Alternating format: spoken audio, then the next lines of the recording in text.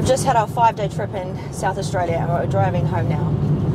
And I took hardly any video content when I was there because I was torn between wanting to make lots of good video content and actually have a holiday. Because as we're both finding out, making videos is probably the most time-consuming thing that you can do. Because you have to do the work, film it, and then you have to talk about what you're doing, and then afterwards you have to do all this editing. And so it's almost like any job you do is takes 3 times longer. So we got a lot of work done. We didn't take a lot of video content, but apart from some BTS of us doing posing practice, so you'll see that very soon. But what we've done on the ride home is, because we're both a bit zonked, is we've just done a Q&A on my Instagram. So for anyone who wants to ask us questions, we are 13 weeks out from the qualifying show, and we're 15 weeks out from Vegas now. So it's a good time to ask people what they want to know. Because yes, we do pretty much the same thing every day, but there are little tweaks and changes as you go through and you get closer. So it's always good to know what people want to see, because what we think is interesting is usually boring, and then what people think is interesting, we think is boring.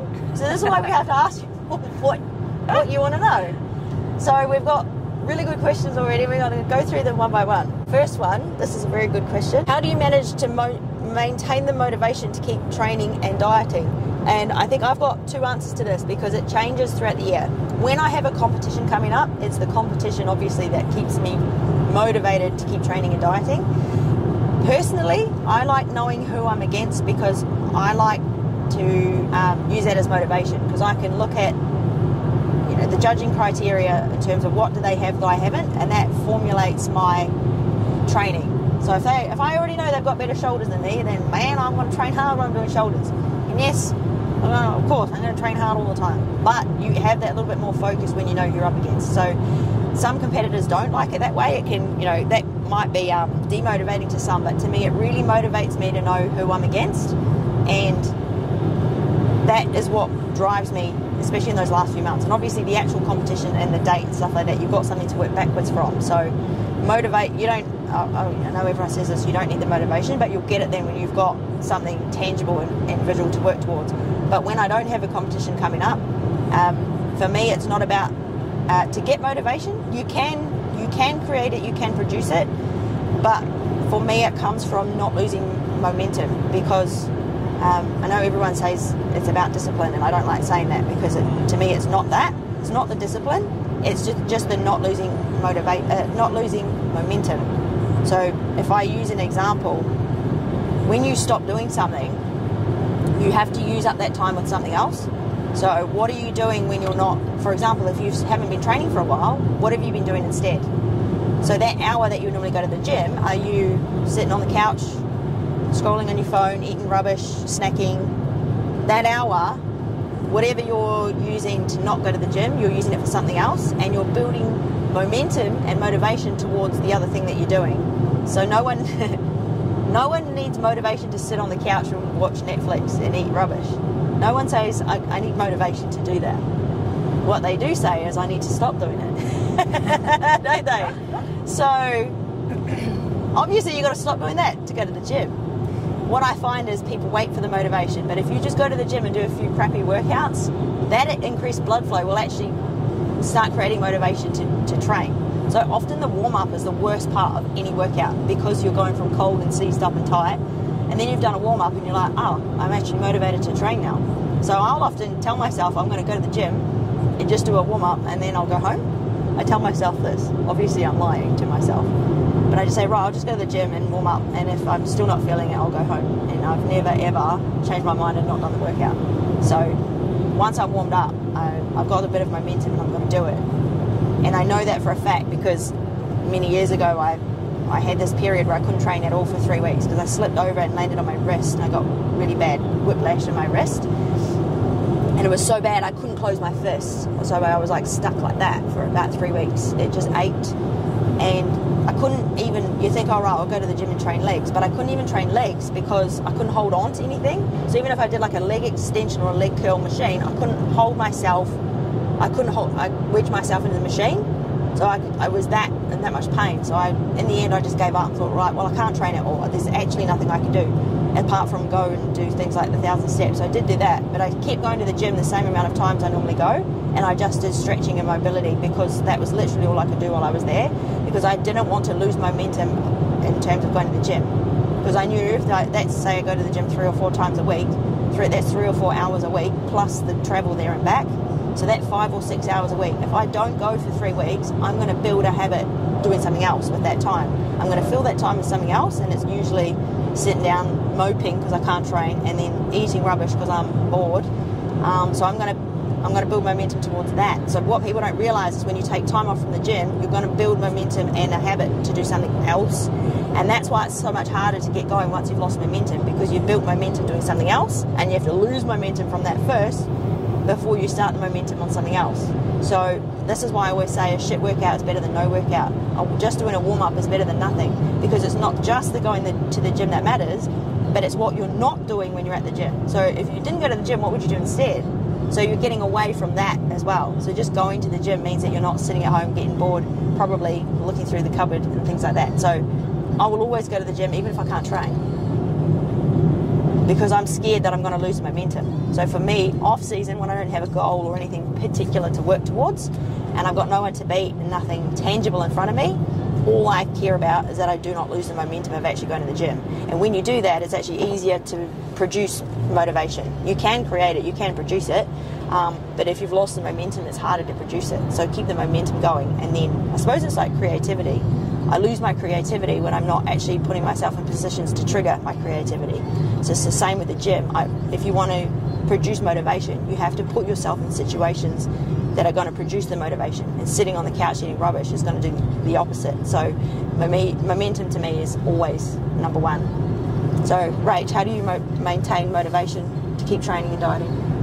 For me, I think I'm very driven by the process of what I need to do every single day. So making sure I know what the plan is and ticking off all those little things that I need to do every day to get me to my goal, which is, further ahead in the future. And then also having a goal set builds motivation for me as well. So, for example, competing at the Universe in October, we actually talked about that and set that goal back in November last year after my first season of competing. And I had never really thought about that would be something that I would be doing. It definitely is a big goal, massive, like we say, like set things that scare you a little but excite you a lot. And that certainly does that. But even just over time, as I work towards those comps this year, my goal or motivation is to beat the girl that the package I presented on stage last year in my first season. So, I want to get there and know that I've done everything that I could every single day, so I have no regrets when I step out on stage at the Universe and go, well, I did everything that I could to present this package, and that helps motivate me. I guess you would call it like blackmail myself a little bit, because I paid for my ticket to Vegas already. So we're going, there's no backing out. There's no, we will be there and we will be stepping on stage. So, there's no backup plan. That's it, That's it. There's no plan B. There's no plan B. It's, give it everything that you've got, basically. Do you feel like you need to look at yourself at the moment? Yeah, until I can do it without looking. I can't see, as soon as I'm not looking, I can't feel it yet. Because then I can start with that. And also listen to this. Okay, but once I practice on that wooden floor, I can do a much longer stride.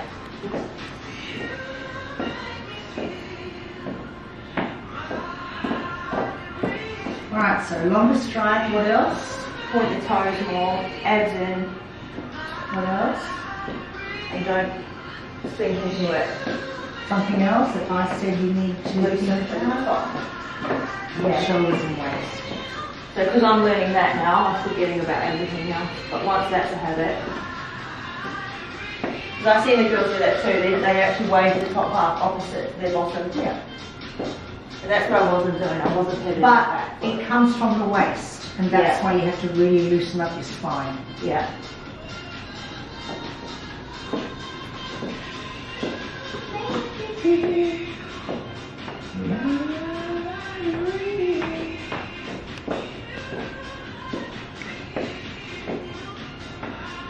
And go from your wall.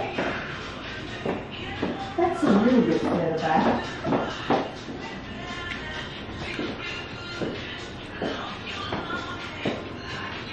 That feels alright? Yeah. Comfortable enough to get into? Yeah. Because I end up I can pivot. Yeah.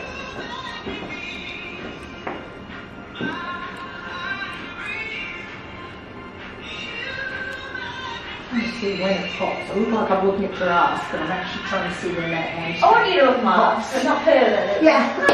Critique. Well, now I'm waiting for it to pop. It hasn't yet. Right, now it just did. Thank you. Can you do the other side? Not because I'm standing on it, that's a problem. No, I'm saying change legs and do the other side. Can't see them. Oh yeah, happy we could do that. Okay. Well, from this, I mean, the judges can't see it from this pose. No, they Then can't. I'll do back. Yeah. And even the side ones. Here's a good question. Did you meal prep all your meals for this trip? So I'll answer first. I meal prepped about 2 days worth of food, so for the whole day of road tripping and then the whole of the next day. Thinking that I'm so organised. And then this one, she's like, I prepped all of my food for the entire trip, except for I pack it all in like plastic Ziploc bags so I can fit more in my eskies. that's just as well because we get there and she's like, I'm just going to have we have this tiny fridge. She's like, I'm just going to take all the fridge space. I'm pretty sure I used half of the fridge, but yeah, I only had to cook some fresh chicken while we were away, and just food for today. I had to get some fresh salads and slaw, like tuna and stuff, because my veggies didn't quite last till today. So not too bad, but yes, I'm super organised. She's the most organised person I've ever met. She's got 3 kids. So now she just had to think about herself for a week, and she's like, that's a holiday for her, isn't it? I didn't want to have to cook while we were away. I prefer to just have everything there. I know exactly what I needed to prep, what I need to eat. I know what's in every single one of my meals, so if I don't have to cook it while we're away, I won't. If I couldn't fit it all in, then of course I can cook some. We did have a kitchen, but yeah, I just prefer to have it all organised before we go. I think the hardest bit is usually the veggies. You never know if they're going to last for the trip, right?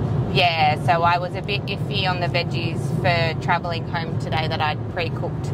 So I just got a few bags of slaw and we'll make do with that instead today. Wiggle looks better. So it's more of a pointed toe. Point and swivel. Yes. Yeah, Yes. that was good. Big difference. The reason why I travel all the way to South Australia for posing is because that's where my posing coach lives. Her name is Irene Nicole. She's a WFF Miss Universe official judge and has an extensive background in professional dance and choreography. So she's been doing my posing since I first started competing, so over 10 years. And what I love most about her is she's just so meticulous with detail. And here it's everything down to the little things like my transitions, all of my angles. Also, she's just checking that my shoulders are in the right position. My glutes, both of them are switched on. So I have got a little bit of laziness on the left. So it's actually the inner hamstring. So she can tell me. I can't see from the back what it looks like, obviously. So she has to tell me when it's on and when it's off.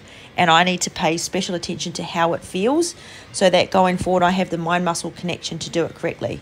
Because after years and years of posing, something that does happen is you do end up with muscle imbalances because you're always showing your preferred side. And if you do a lot of practice like I do, you do end up being more developed on one side. Next question is, how many meals have you eaten between you both on your entire trip? I've actually averaged 5 meals a day, so 5 times 5, 25 meals for me. I'm on a deload. I didn't train at all, so my energy levels and my energy My energy levels were lower because of that, and my energy expenditure was lower, so my hunger wasn't quite there.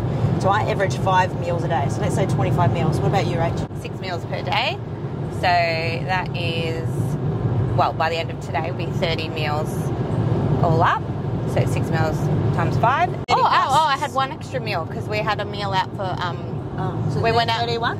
Yeah, so we went out for brunch. Yeah, okay. So 31 plus 25, 56. Yeah. 56. Oh yeah. Plus pre and post for her. Yeah. Not going too long. Are they both out? I should sit in front of me. They are. One is bigger and more prominent than the other. But yes, they are. Yeah, that one. The right one. One coffee glue and one lazy. One lazy glue. I stand right in front of you. You tell me if it's being lazy. You don't need to worry about it on this side on or front on poses. Alright, did you get a chance to practice or do you remember all the stuff we did? I'm pretty sure I remember all of it. So this one, I need to have my arms out wider. Yeah. And this one, it is actually coming out more now because we're posing more today. So the left is coming out more, but this is always very tight. Yeah, I need to make a lot to do to Yeah. loosen it before you get on the stage. Yeah. And that's been a problem every comp season. Yeah. So I mean, it is better than it used to be, but None of us are perfect. no, I I say that. try to be, but Even your top girls, they're not perfect. That's it. Alright, let's do front double bicep. Okay, so we were going to do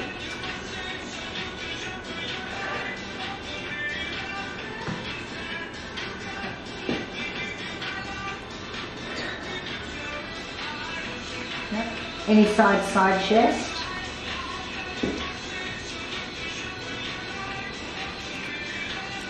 Don't squat down too low, remember. Chest is coming out too, look. Any side tricep. And posing always seems to do that. yeah.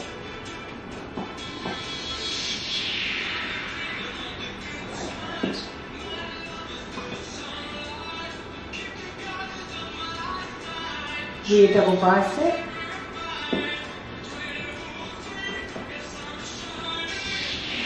And if you're in the middle, you know this, if you're in the middle of the pose, finish it, even if they told you. Yeah. Yeah. Graham, you wait. Wait for me.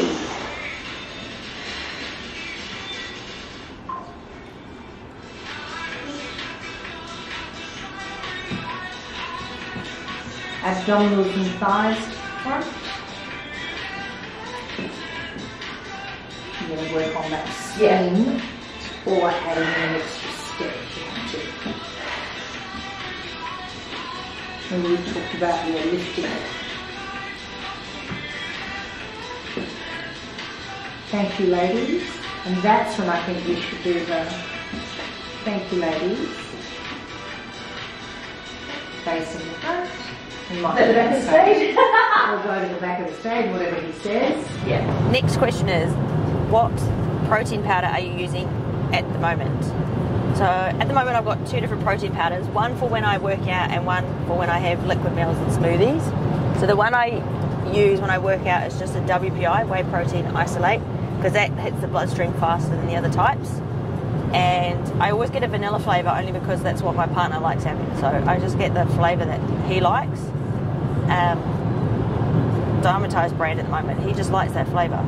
So I've only got a select few that I use just because but most of the time I'm too lazy to try new ones. I don't really care about having new ones, so I just get whatever's kind of easiest and goes with different flavours. So protein powder, vanilla, WPI for working out, and then if I'm having smoothies and liquid meals, I use a lean whey, which is a mixture of whey protein isolate and casein, so it's fast and slow absorbing mixed together, and it's only because it's cheaper.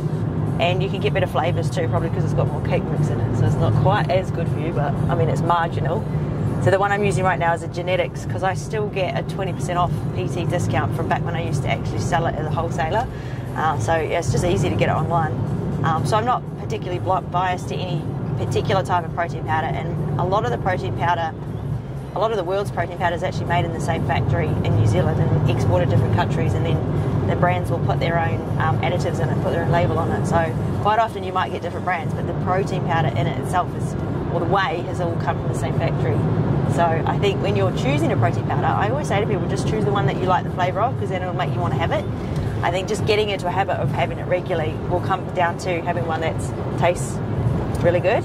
And if you want to know whether it's good quality or not, if you shake it up in a shaker bottle and it all mixes in within a couple of shakes, it's good quality, there's not much cake mix.